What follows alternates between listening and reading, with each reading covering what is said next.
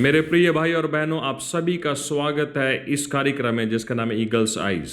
आपके सभी ईमेल के लिए हम लोग आभारी हैं। आपने जो हमें लिखी हैं, आपने आभार व्यक्त किया है और आपने प्रश्नों को पूछा है और आपके प्रश्नों का हम उत्तर देंगे इस कार्यक्रम में। अभी हम वही कड़ी को जारी रखेंगे जो हम अध्ययन कर रहे थे, आत्मिक अनुभव जो स्वर्गदूतों के साथ होता है। तो मेरे प्रिय भाई, आप आज कैसे हैं? मैं एकदम ठीक हूँ, धन्यवाद। और आप कैसे हो? मैं भी बिल्कुल ठीक हूँ। जो लोगों ने मुझे ईमेल भेजा है उसको मैं देख रहा था। आपके लिए कुछ प्रश्न हैं, अच्छी बात है। तो मैं आपको आने वाली कुछ कड़ियों में कुछ प्रश्नों को पूछने वाला हूँ। मुझे चलो अच्छा है। हाँ, तो आपको कुछ जवाब तो देना ही पड़ेगा। मुझे नहीं मालूम कहो तो चलेगा। हाँ बिल्कुल। ठीक है। लेकिन कुछ लोगों ने ऐसा पूछा है कि उनके दर्शन और उसके सपने हैं, उनका क्या मतलब हो सकता है। ओह, जो भी हो, पिछली बार हमने बात किया था स्वर्गदूतों के बारे में। हमने स्पष्ट रूप से बातचीत किया था जो न्याय करने वाले स्वर्गदूतों के बारे में। हमने उसके लिए बहुत सारे वचनों को भी देखा था। उसी को हम जारी रखते हुए दूसरे दल के स्वर्गदूत को हम बुलाते हैं जल पर अधिकार रखने वाले स्वर्गदूत।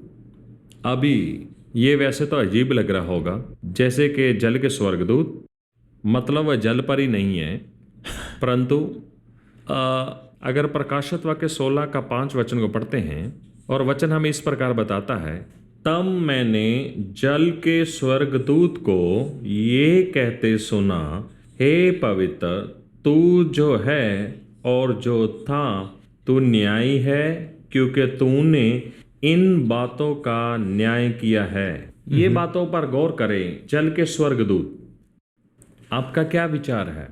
आप जानते हो इस विषय के ऊपर मैंने ज़्यादा ध्यान नहीं दिया है, लेकिन जैसे हम ये चर्चा करने लगे मुझे बहुत अच्छा लगा। खास करके मैं अपने आप को सवाल करने लगा, किस प्रकार का पानी, क्या ये पोखर के विषय, क्या ये तालाब के विषय, क्या ये नदी के विषय, क्या ये समुद्र के विषय। और आखिर में ये समझ पाया कि ये जो है वो नदी, फव्वारा, कुंड, बारिश, झरने और सब कुछ पानी के जो भी स्रोत हो, इसलिए तो हर प्रकार का जल, हाँ, सब प्रकार के पानी। तो मेरे हिसाब से ये जो है वो पूरी तरह से एक समीपीकरण है उस वचन के ज्ञान की, जैसे हम वचन को पढ़ते हैं। और हो भी सकता है कि आने वाले दिनों में परमेश्वर ने जो योजना बनाई वो हम समझ पाए। आप इसको कैसे व्याख्या कर सकते हैं? आप ये देखो, समुद्र के विषय मुझे पढ़ना बहुत पसंद है, लेकिन अब उसमें नहीं जाएंगे। समुद्र के कई भाग जो है वो प्रदूषित होने वाला है। और आप किस प्रकार, खास करके वो एक दूसरे से पूरी तरह जुड़े हुए हैं। एक तिहाई भाग में कैसे रखोगे आप?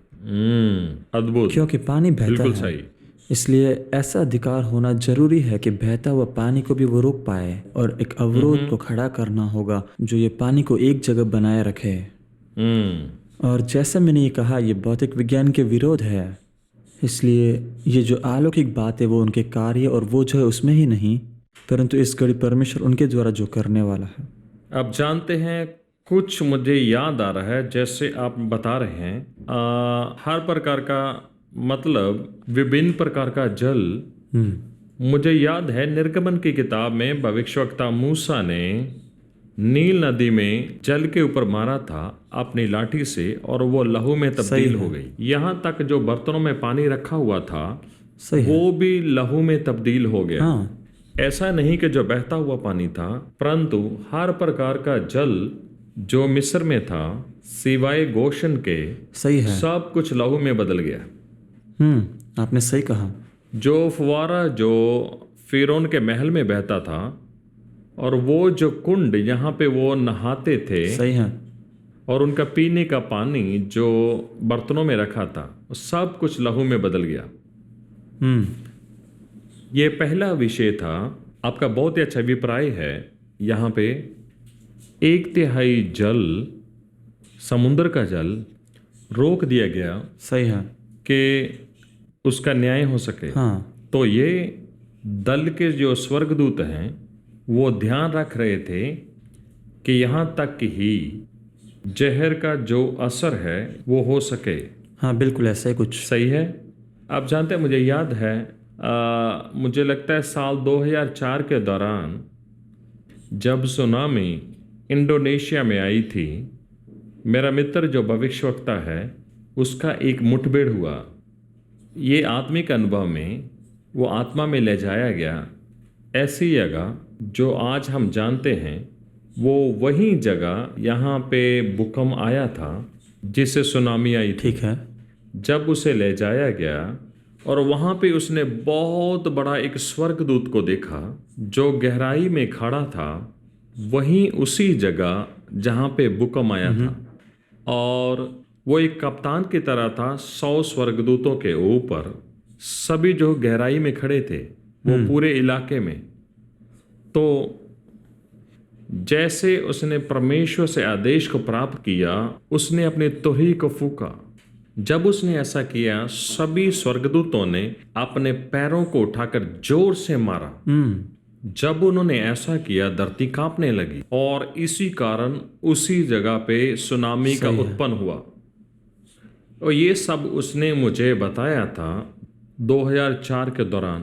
पहले तो वो ऐसे सोच रहा था कि कुछ आत्मिक घट रहा है, लेकिन जब बाद में जब सुनामी आई जिसके कारण बहुत सारे लोगों की मृत्यु हो गई, फिर उसको याद आया कि जो कुछ उसने देखा था वो कुछ आत्मिक दर्शन नहीं था, परंतु वास्तविक घटना जो आत्मिक नजरिए से हुआ था, जिसे पूरे संसार ने देखा। समुद्र के अंदर भूकंप, जिसके कारण समुद्र के अंदर की चट्टानें हिल गई, जिससे समुद्र की लहरें बाहर आने लगी और सुनामी बन गई। दूसरा, अब जापान में जो धरती कंप और सुनामी आया उसके बारे में भी सोचो। हाँ, इसी के विषय में पहला बड़ा धरती कंप जो हुआ था और उसके बाद बहुत ही झटके हुए। हाँ, एक रात को, मुझे लगता है कि मैं गलत नहीं हूं तो अप्रैल 6 को, और मैं वचन के ऊपर मनन कर रहा था, अचानक ही मैंने एक दर्शन देखा। और दर्शन में देखा 3 जोड़ी पैर पानी के ऊपर चल रहे थे। जैसे मैंने उनको देखा करीब से, मैंने देखा स्वर्गदूत पानी के ऊपर चल रहे हैं। और मैंने उनसे पूछा, आप कहाँ जा रहे हैं? उन्होंने कहा, हम जापान जा रहे हैं, हम उस राष्ट्र को हिलाने के लिए जा रहे हैं। मैंने कहा, इतना विनाश के लिए काफ़ी नहीं है? उन्होंने कहा, नहीं, हमने परमेश्वर से आदेश पाया है कि फिर से यह राष्ट्र को हिलाना। और उन्होंने पानी पर चलकर जापान की ओर गए। इस प्रकार जल के स्वर्गदूत कार्य करते होंगे। हाँ, बिल्कुल, अद्भुत है कि नहीं?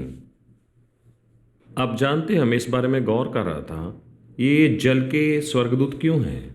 बाइबल में बहुत सारे ऐसे अध्याय हैं, खास करके प्रकाशित वाक्य इस प्रकार कहता है, जब सुसमाचार सुनाया जाता है, यहाँ तक कि समुद्र के जीव जंतु वो इसको सुनते हैं, वो आनंदित होते हैं और परमेश्वर की महिमा करते हैं। ये वचन हम प्रकाशित वाक्य 5 अध्याय उसे 13 वचन में देखते हैं।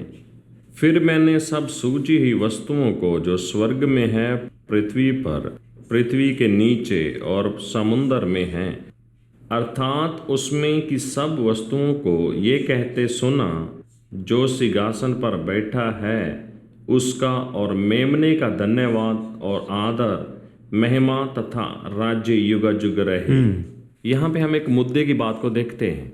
समुद्र के अंदर सभी जो जीव जंतु हैं समुद्र के अंदर, वो परमेश्वर को धन्य कहते हैं, परमेश्वर की महिमा करते हैं और परमेश्वर को आदर देते हैं। ये सामर्थ्य है। ऐसा ही प्रकाशित वाक्य 7 में दिए कि दूसरे वचन में, फिर मैंने एक स्वर्गदूत को जीवित परमेश्वर की मुहर को लिए पूर्व से ऊपर आते हुए देखा। उसने चारों स्वर्गदूत से, जिसे पृथ्वी और समुद्र को हानि पहुंचाने की अधिकार दी गई थी, ऊंची आवाज से पुकार कर कहा। तो फिर से क्या हम वो जल के ऊपर अधिकार रखने वाले स्वर्गदूत के विषय चर्चा कर रहे हैं? वो स्वर्गदूत जो इन 4 स्वर्गदूत के ऊपर अधिकार रखते थे। सही ठीक है।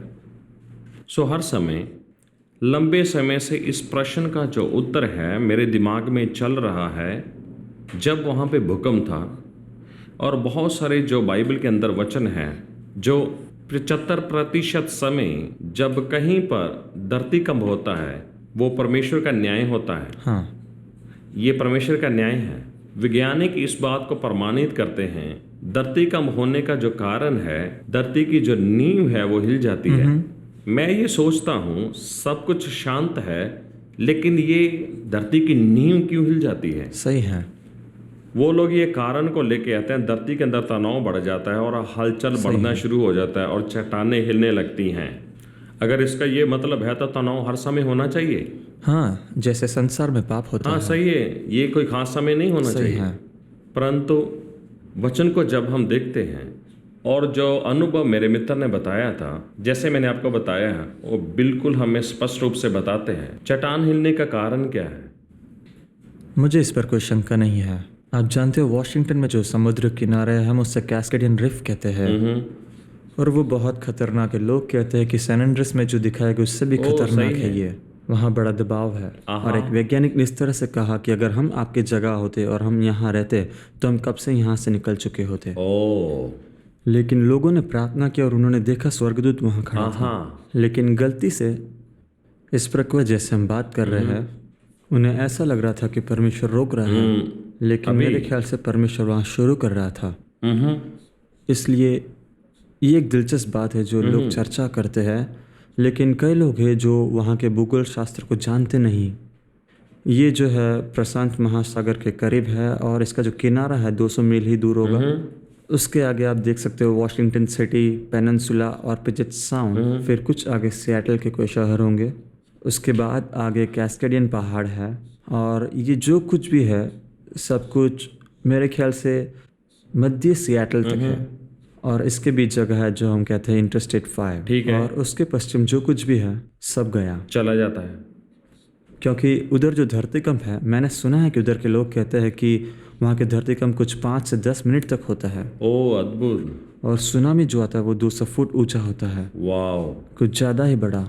अगर ये भूमि की ओर बढ़ता है तो यूएस का जो मुख्य भाग है वो बिल्कुल चला जाएगा। मेरे ख्याल से उत्तर कैलिफोर्निया से कनाडा तक पूरा।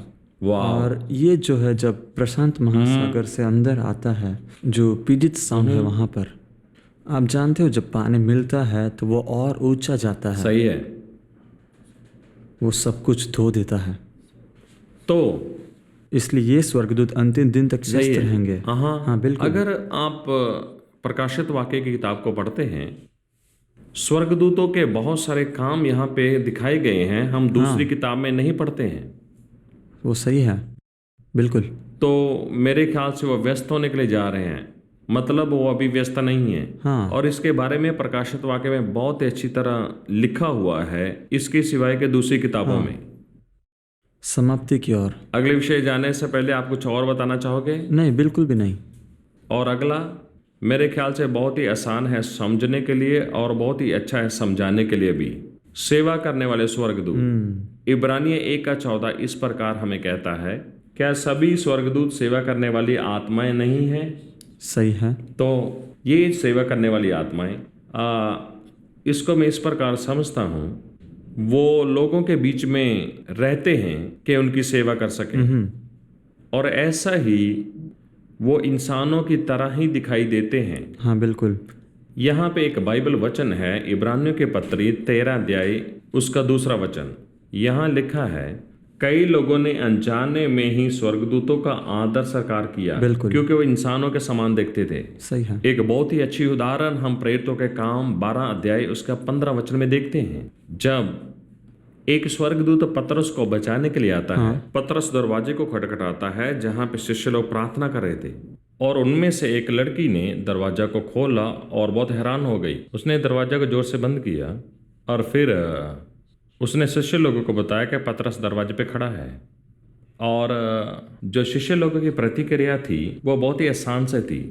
उन्होंने ऐसा कहा कि ये पतरस नहीं है, वो एक स्वर्गदूत है। हाँ। तो मुझे लगता है जो उनकी प्रतिक्रिया थी वो बहुत ही अशांति सी और शांत सी, कि स्वर्गदूत पहली शताब्दी में इंसानों का रूप लेना बहुत ही सहज था। वे आश्चर्यचकित नहीं हुए। हाँ, वो अचंभित नहीं हुए। सेवा करने वाले जो स्वर्गदूत हैं उनके साथ आपकी कभी मुठभेड़ हुई है? मेरे साथ ऐसा कभी होता ही नहीं। लेकिन मेरे पास ऐसे कई साक्षी हैं, मैंने सुना है जो मेरे साथ लोग रहते हैं उनसे।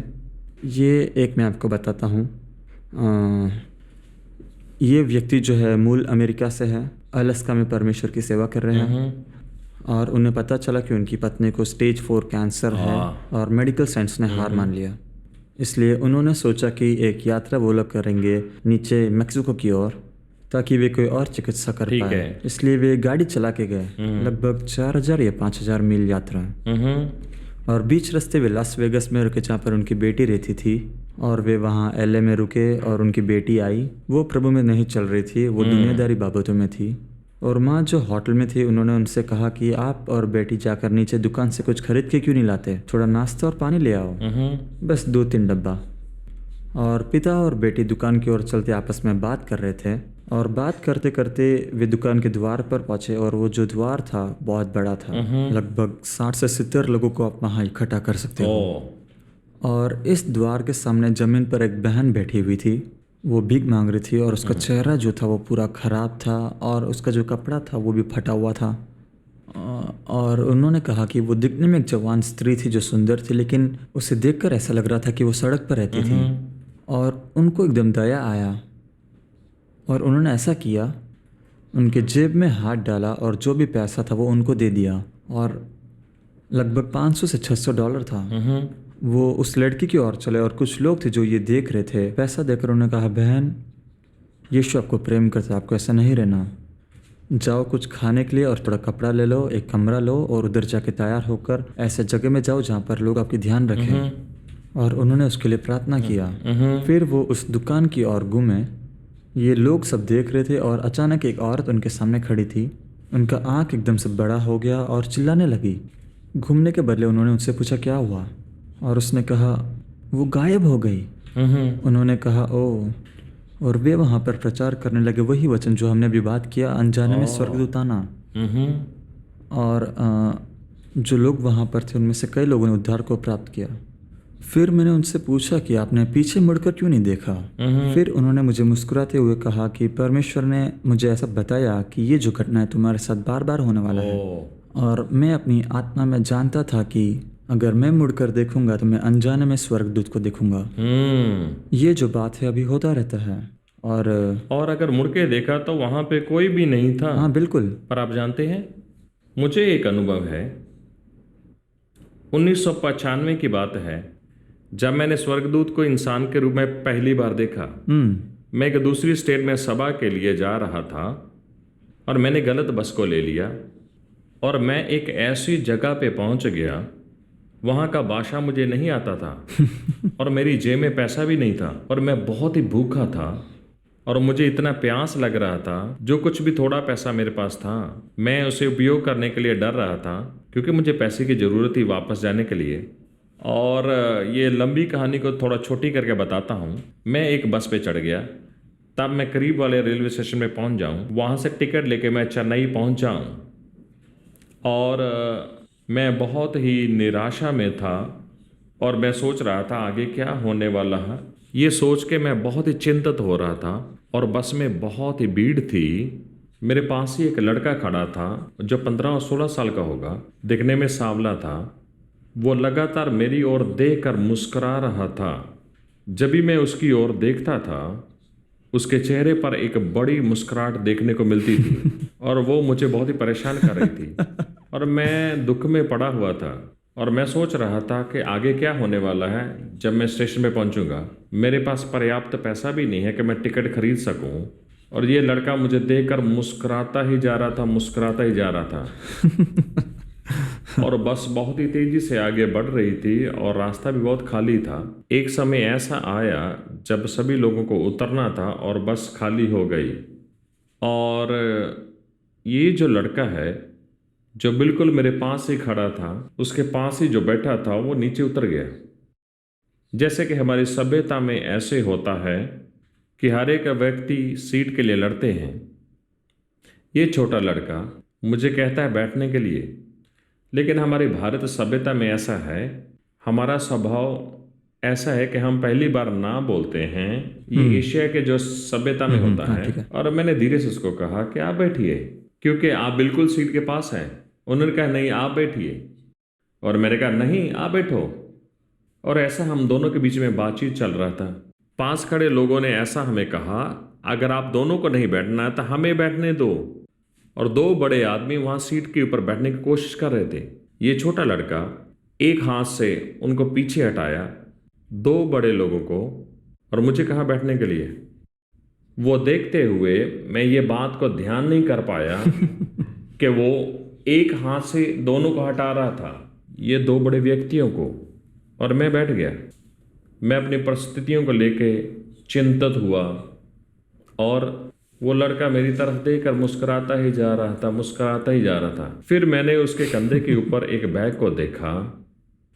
उसने अपना हाथ बैग में डाला और बाहर निकाला एक बहुत ही सुंदर गुलाब जो दिखने में ताजा और लाल दिखाई देता था, और मुझे दे दिया। शब्दों का इस्तेमाल करते बिना उसने कहा यह आपके लिए है। मैंने उसकी तरफ देखकर कहा कि पुरुष को आपको गुलाब नहीं देना चाहिए, ये स्त्री के लिए ली है, मेरे लिए नहीं है। और मैंने कहा नहीं नहीं नहीं नहीं, ये उनके लिए है। मैंने इशारा किया। उसने जबरदस्ती की कि मैं फूल को ले लूं, तो मैंने वो फूल को ले लिया। जैसे ही वो फूल ने मेरी हथेली को छुआ और मैंने बहुत ही शांति को प्राप्त किया, और मुझे ये समझ में आ गया कि सब कुछ नियंत्रण में है और मुझे चिंता नहीं है। अभी बस खाली थी और कोई भी खड़ा नहीं था, सभी दरवाजे बंद थे और बस ही बहुत तेजी से आगे बढ़ रही थी। और ये लड़का चलकर दरवाजे के पास गया, मेरी तरफ मुड़ा, मुस्कुराया और गायब हो गया।